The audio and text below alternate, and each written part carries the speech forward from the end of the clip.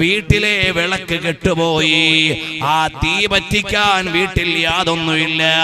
വിളക്കൊന്ന് കത്തിച്ചു തരുമോ? ഞാൻ മജൂസിയാ. രാത്രികാലത്ത് തീ പുറത്തു കൊടുക്കുന്നത് ഞങ്ങളുടെ മതത്തിനെതിരാണ്. അപ്പൊ ഞാൻ എന്ത് ചെയ്യും? ഞാൻ പരിസരത്തൊക്കെ ഒന്ന് നോക്കി, ഞാൻ ചെയ്യുന്ന കാര്യം ആരെങ്കിലും കാണുന്നുണ്ടോ? അപ്പൊ ഞാൻ ആ പെണ്ണിന് വിളക്ക് കൊളുത്തി കൊടുത്തു. അവള് പോയിട്ട് പിന്നെയും വന്നു, വിളക്ക് കെട്ടുപോയി, ഇനിയും ഒന്ന് കത്തിച്ചു തരണം. മൂന്നാമതും വന്നു അവള് വിളക്ക് കൊളുത്താൻ. വന്നിട്ട് പറഞ്ഞു, വിളക്ക് കൊളുത്താൻ വേണ്ടി വന്നതല്ല, എന്റെ വീട്ടിൽ 3 പെൺമക്കള് വിശന്ന് കിടന്ന് നിലവിളിക്കുന്നുണ്ട്. അവര് ഭക്ഷണം കഴിച്ചിട്ട് എത്രയോ നാളായി. അവർക്കോട് വസ്ത്രമില്ലാതെ കിടന്ന് പൊളയുകയാ. എന്റെ 2 പെൺമക്കളെയും കൊണ്ട് ഞാൻ കിടന്ന് ബേജാറില്ല. എന്റെ കയ്യിൽ ഒന്നുമില്ല കൊടുക്കാൻ. അഷ്ടിക്ക് വകുപ്പില്ല, ഉടുതുണിക്ക് മറുതുണിയില്ല, ഒന്നും ചെയ്യാൻ ആരുമില്ല. അങ്ങനെ ഞാൻ എന്തെങ്കിലും കിട്ടുമോ എന്ന് വിചാരിച്ചാ വിളക്ക് കത്തിക്കാൻ വന്നത്. 3 പ്രാവശ്യം വന്നപ്പോഴും നിങ്ങൾ വിളക്ക് കൊളുത്തി തന്നു എന്നല്ലാതെ വേറെ ഒന്നും തന്നില്ല. അതുകൊണ്ട് പറയാതിരിക്കാൻ നിർവാഹമില്ല.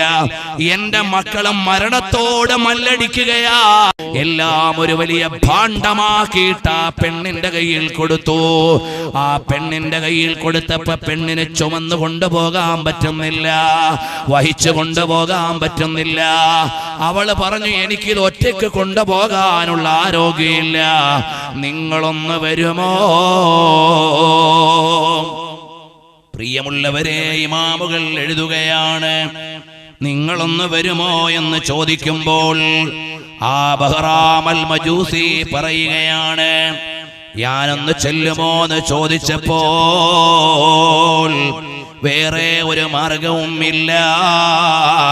കൈഫ അഫ്അലു അന ശൈഖുൻ കബീർ വതാബ ലിദാലിക ഖൽബി.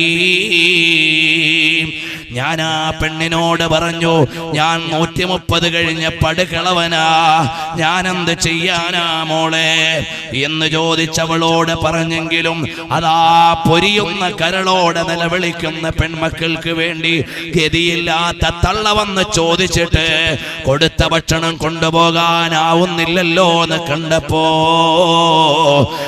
എനിക്ക് അത് കൊണ്ടുപോയി കൊടുക്കാൻ എൻ്റെ മനസ്സിൽ തോന്നി. ഞാനെങ്ങനെ അവിടെ നിന്ന് ഇറങ്ങി ആ പെണ്ണിന്റെ കൂടെ വീട്ടിലേക്ക് പോയപ്പോ